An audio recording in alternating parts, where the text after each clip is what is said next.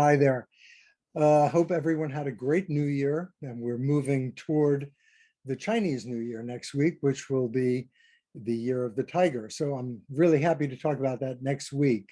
But one of the things that I've been speaking about and hearing from my clients and friends is everyone is on edge. Everyone that I speak to, I think we've reached the threshold with COVID, with politics, with Russia, with China, with everything that's going on. And it affects us, even if we're not aware of it. And I have an image that we're all cells in an organism, that we all are part of the same organism. We just occupy different functions and different cellular actions. But when the organism is confronted with chronic stress, we feel it. And everyone seems to be feeling it.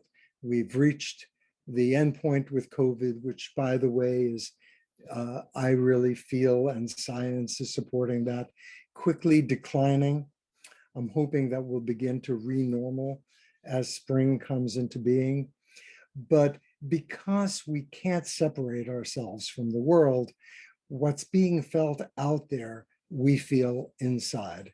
And it's not just the question of turning off the news, because the vibrations, just like FM waves and different waves, our bodies have receptors. So there are ways that we can deal with it. So if we're aware that we're picking up negative energy or fear or anger, we have a choice of whether to carry it or whether to let it go. And I know I've told this story a million times, but it's one of my favorite. And it's about two Zen monks walking along a river. And they get to a point where this woman is crying on the side of the river. And the older monk gets down and says, "What's the problem?" And she said, "I came here in the morning to pick fruit, and I lost track of time, and the river is swollen and I can't get back." And he said, "Let me carry you." And he picks her up, carries her across, drops her off, comes back, and the two monks continue toward the monastery. About an hour later, the younger monk says, "You weren't supposed to do that. I mean, don't you feel guilty? I mean, we're told in our sect that we're not even supposed to look at a woman, let alone touch her, yet carry her." And the monk looked at him and he said, "You're right, we shouldn't. However, I left her an hour ago. You're still carrying her." The idea is that we carry a lot that we don't need to.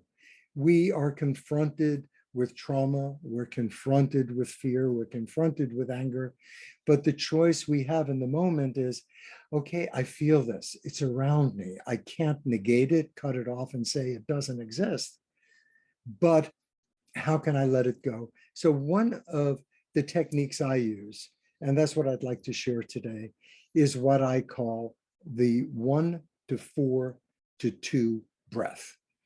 And it's a relaxing breath. So let's say that's the ratio. If you breathe into the count of 4, 1, 2, 3, 4, inhale, hold it for 16. So that's the 1 to 4. And while you're holding the breath, a good visualization is the dark matter, the stress is going and coagulating. And the 2, so it's 1 to 4 to 2 would be 8, which is 2 times 4. Exhale to the count of 8.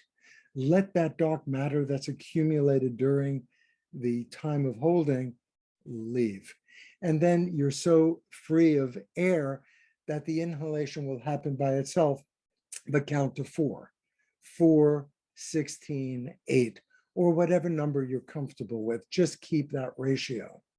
And I think this is a wonderful time to bring awareness, to bring healing, but not to carry all the angst that's out there, because there's plenty out there.